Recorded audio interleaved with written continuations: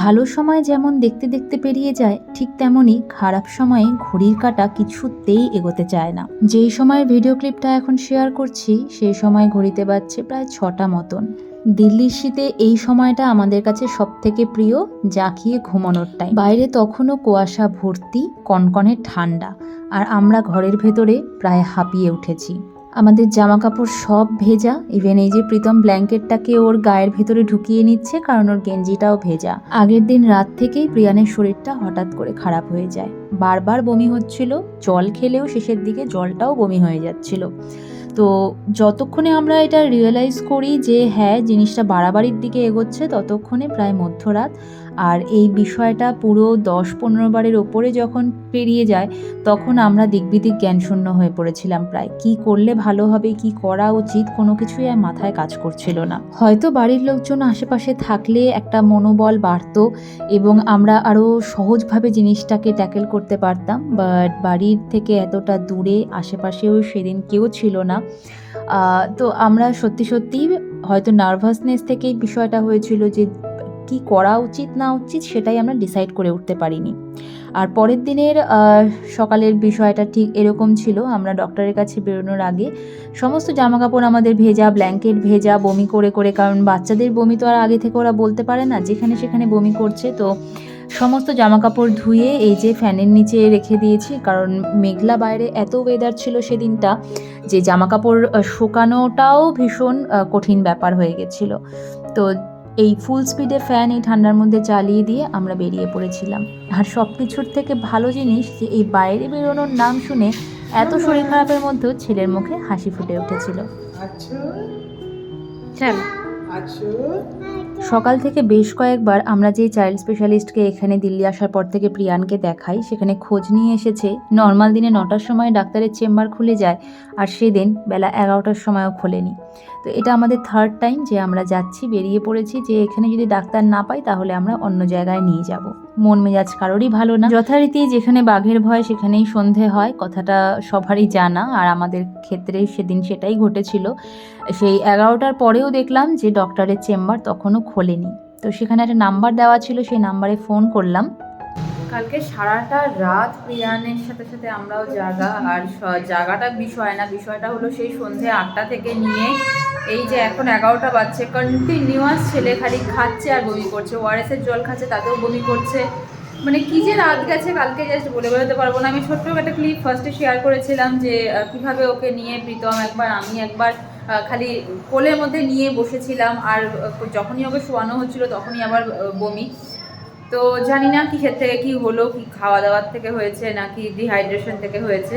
তো ডক্টরের কাছে প্রীতম সকালে একবার এসে দেখা করে গেছে, বাট তখন অবধি ডাক্তার আসেনি, 9টা থেকে বসার কথা। এখন আমরা আবারও আসলাম, এখন ফোন করলাম নাম্বারে, তো বললেন যে উনি চলেই এসেছেন, সামনেই আছে। তো দেখা যাক, আশা করছি যে ওষুধ পড়ার পর থেকে প্রিয়ানের শরীরটা অনেকটা বেটার ফিল হবে। ডক্টর এসে চেম্বারটা খুলে দিয়ে উনি আমাদেরকে বসতে বলে বেরিয়ে যান ওনার গাড়ি পার্কিংয়ের জন্য। আর ওই হয় না যে ডাক্তারকে দেখে একটা মনোবল যেন অনেকটা বেশি বেড়ে যায়, আমাদেরও তাই হয়েছিল। এই ডক্টর চেম্বারে ঢোকার পর থেকেই মনে হচ্ছিল যেন অনেকটা আমরা রিলিফ পেলাম, কিন্তু প্রিয়ান কিন্তু বুঝে গেছিল যে ওকে ডক্টরের কাছে আনা হয়েছে। আসলে এখন তো সবই বোঝে, আর লাস্ট যখন ডক্টরের কাছে এনেছিলাম সেই সমস্ত বিষয়গুলো ওর মনে আছে। তো এখানে এসে ওর মাইন্ড ডাইভার্ট করার জন্য এখানটাতে ওর পাপা ওকে সমস্ত অ্যানিমালসগুলো দেখাচ্ছিল। তো যত কিছুই করা হোক না কেন, প্রিয়ানের মনের মধ্যে একটা খুঁতখুঁত ব্যাপার ছিলই, আর ও বারবার করে একটাই কথা বলছিল যে বাড়ি চলো বাড়ি চলো। ও বুঝে গেছিল এখানে হয়তো ওকে কিছু করা হতে পারে। হাইট মেজারমেন্ট করা যায় দেখে প্রীতম ওখানে নামিয়ে দিল যে ওর কতটা হাইট হয়েছে সেটা দেখার জন্য। তো প্রথমে তো বলছিল যে 1.5 ফুটও হবে না, বাট পরে দেখলাম প্রায় 3 ফুটের কাছাকাছি পৌঁছেই গেছে। আর ডাক্তার দেখিয়ে আমি প্রেসক্রিপশন নিয়ে চলে এসেছি এখন ফার্মাসিতে। যেটা বললো এতবার বমি হয়েছে, তো এখন ইঞ্জেকশন দেবে। ইঞ্জেকশন দেওয়ার পরেও যদি আধা ঘন্টার মধ্যে ঠিক না হয় তাহলে পরে ওকে অ্যাডমিট করতে হবে। তো একটা ইঞ্জেকশন লিখে দিয়েছে, সেটা কোনো দোকানে আমি পাচ্ছি না। প্রীতম আছে পপুকে নিয়ে, আমি যাচ্ছি এখন সামনে, দেখা যাক কোথায় পাই এটা। 2-3টে দোকান ঘুরে এই একটা দোকানে বললো যে ইঞ্জেকশন চেক করে দেখছে আছে নাকি। এই যে এখানটাতে, এই ফার্মাসিতেও পেলাম না, আর এখন এখানটাতে এসেছি।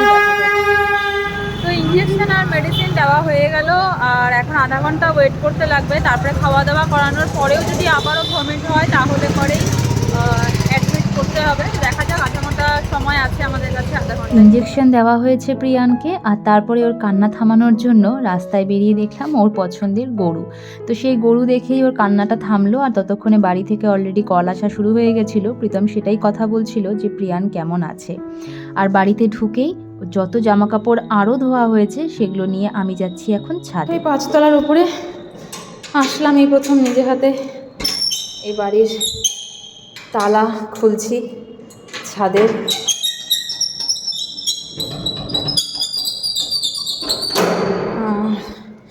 বাবা, এই প্রথম দিনের আলোতে ছাদের দেখা পেলাম। একটু রিকোয়েস্ট করেছিলাম যাতে একটু খুলে দেয়, খুলে দিয়েছে এই অনেক। তো এখন একটু দেখি তার কোথায় আছে, কোথাও তো দড়ি দেখতে পাচ্ছি না। দেখা যাক কিভাবে কি অ্যারেঞ্জ করা যায়। তো ছাড়া এনেছো, নিচে নামিও না বাবু ওকে। পকও চলে এসেছে ছাদে টুকুর টুকুর করতে করতে। মনোজ ভাইয়াকে বলাতে এই যে দড়িটা দিয়েছে, কারণ এখানে লাগাবো কিসে, কোনো দড়ি টড়ি কিছু নেই। ওকে এখন নিচে রেখো না বাবু। হ্যাঁ, সব ছোটো ছোটো 300 লিটারের ট্যাঙ্কি আমাদের।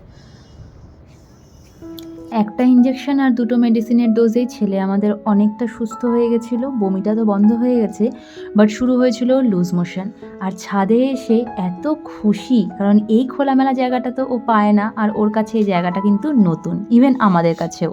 সেই কালী পুজোর সময় এসেছিলাম, তাও রাতে, আর দিনের ছাদের ভিউটা এই প্রথম এতগুলো মাসে আমরা দেখলাম। অ্যাকচুয়ালি এই ছাদটা যদি খোলা রাখে তাহলে আমাদের অনেকটা সুবিধে হতো। এক তো শীতে আমরা একেবারেই রোদ পোহাতে পারি না, আর ডাক্তার যেটা বললো যে এখানে ঠান্ডার থেকে এই জিনিসগুলো কিন্তু হয়ে থাকে। তো ওকে এখন দরকার ছিল ভালো করে তেল মালিশ করে একটু ছাদের মধ্যে রোদের মধ্যে রোদ পোহানো।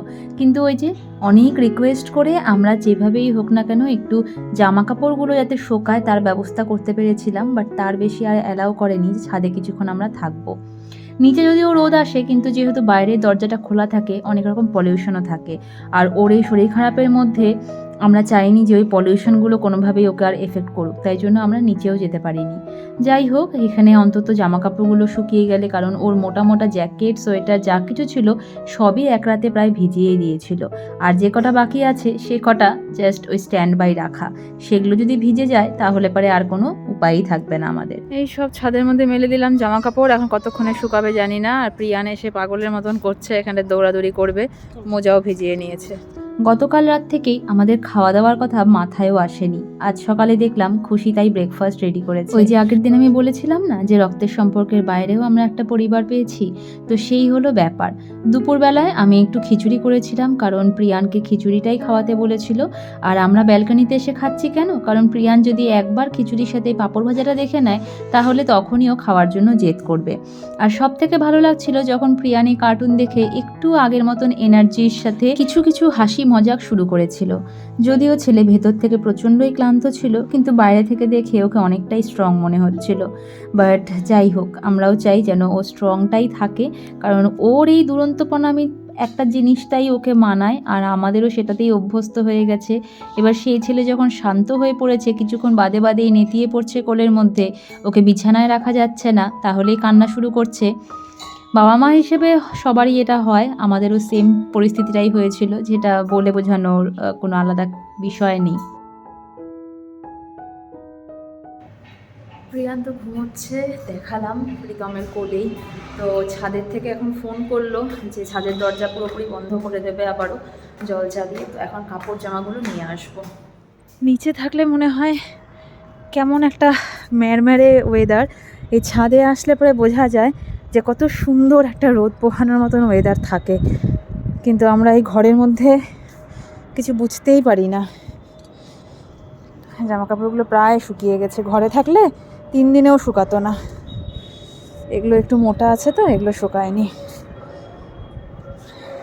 এই নিয়ে নিয়েছি সমস্ত জামা কাপড়, কিছু শুকিয়েছে কিছু শুকায়নি, কিছু হাফ আছে, বাকিটা এখন ব্যালকনিতে শুকাতে হবে। ছাদের থেকে নেমে কিছুক্ষণ বাদেই প্রিয়ানের ঘুমটাও ভেঙে যায়, আর ওকে তখন আমরা এই খেলনাগুলো দিয়ে বসিয়েছিলাম ওর মাইন্ডটা যাতে একটু ডাইভার্ট হয়। আর ছেলেও কিন্তু এই ব্লকগুলো দিয়ে খেলতে ভীষণ ভালোবাসে। টানা 24 ঘন্টা পেরিয়ে যাওয়ার পর আমাদের তখন মাথায় শুধু একটাই কাজ করছিল যে ও যতই দুষ্টুমি করুক যাই করুক ও শুধু সুস্থ থাকুক, এটাই আমাদের কাছে সব থেকে বড় চাওয়া আর পাওয়া। জোরে জোরে, আচ্ছা তুমি তাহলে ধরো, তুমি তাহলে এটাকে ধরো, ধরো আমি করি। সত্যি হচ্ছে না তো, মাম্মাও পাচ্ছে না। এটা ভেঙে গেছে তো বাবা, এটা কি করে হবে? এটা হবে না, এটা ভেঙে গেছে, হবে না। আর আমাদের এদিকে এমন অবস্থা হওয়াতে বাড়িতে তো সবাইকে সেই খবরাখবর করা হয়েই ছিল। সেদিন কিন্তু দিনের বেলাতে বাবারও একটা অ্যাক্সিডেন্ট হয়েছিল স্কুটির সাথে টোটো, কিন্তু আমাদের এই পরিস্থিতির জন্য আমাদেরকে সে কথাটা বাড়ি থেকে জানায়ও নি। আমি সেটা জানতে পেরেছিলাম পরের দিন রাতে, তাও আমার পিস্তত দিদিকে ফোন করে। বাবা মা হিসেবে গতকাল রাত থেকে প্রিয়ানকে নিয়ে আমরা যে জিনিসটা ফেস করেছি, তারপরে বাবা মা কেন আমাদেরকে জানায়নি বিষয়টা, সেটা বুঝতে আর আমার বাকি ছিল না। তারাও বাবা মা হিসেবেই তাদের সন্তানের দিকটাই শুধু চিন্তাভাবনা করে গেছে। তবে এখন প্রিয়ান প্লাস ওদিকে বাবা দুজনেই কিন্তু সুস্থ, এটাও জানিয়ে রাখি। পাপা এসো, একটা হামি দাও পাপাকে, তারপর আমি সরে যাব।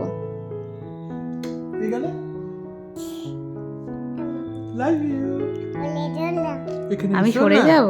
হ্যাঁ, আমাকে সরতে বলছে, পাপাকে বসাবে, পাপা খেলে যে ওর সাথে। হ্যাঁ আচ্ছা, তুই কোনটা মাম্মা কোথায় যাবে? মাম্মা মাম্মা চলো। আচ্ছা, এদিকে রাতে প্রিয়ানের জন্য একটু আতপ চাল আর আলু সেদ্ধ দিয়ে ভাত বসিয়েছিলাম, কারণ অনেকবার লুজ মোশন হয়েছিল। আর ডাক্তারকে জিজ্ঞেস করায় ডাক্তার বলল এত কড়া কড়া ওষুধের ডোজ পড়েছে, তাতে লুজ মোশনটা তো হবেই। একটা দিক বন্ধ করতে গেলে আরেকটা দিকের একটু এফেক্ট তো সহ্য করতেই হবে। প্রীতমকে বলেছিলাম একটু আজওয়াইন নিয়ে আসতে, আর এখানটাতে আমি একটু রসুন থেতো করে নিচ্ছি। তো ওই সর্ষের তেলের মধ্যে একটু আজওয়াইন আর এই রসুন একসাথে ওটাকে ভালো করে জাল দিয়ে ওকে ঘুম পাড়ানোর আগে ভালো করে হাতে পায়ে বুকে পিঠে মালিশ করে দেব। এটা আগের বছর আমি দেখেছিলাম মাকেও করতে ঠান্ডার সময়। এটা নাকি বাচ্চাদেরকে করলে বাচ্চাদের ঠান্ডা লাগার বিষয়টা থাকে না।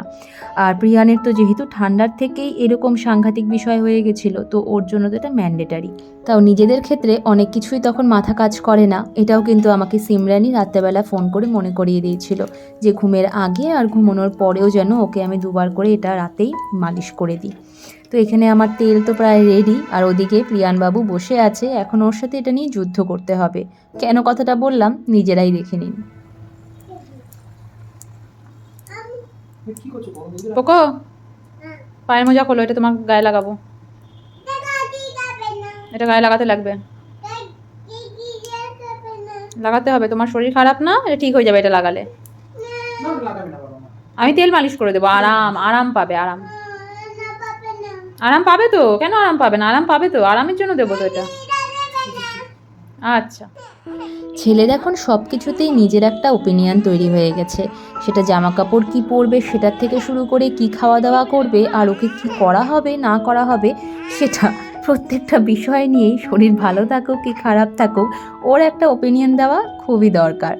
আর বিষয়গুলো পরে এখন আমি ভয়েস ওভার দিতে গিয়ে হাসছি ঠিকই, সেই সময়গুলো ওকে ম্যানেজ করাটাও না খুব টাফ হয়ে যায়।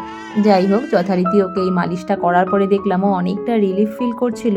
আর এরকমভাবেই কিন্তু ওকে বিছানায় রাখা যাচ্ছিল না, কারণ বিছানায় শোয়াতে গেলেই ও বারবার উঠে যাচ্ছিল। তো এরকম হেঁটে হেঁটেই ওকে আমি এখন ঘুম পাড়িয়েছি। আপনাদের সবার ভালোবাসা আশীর্বাদ সবসময় প্রিয়ানের সঙ্গে আছে, তাই জন্যই হয়তো অত তাড়াতাড়ি রিকভারিও করছে। তো চলুন আজকের মতন টাটা।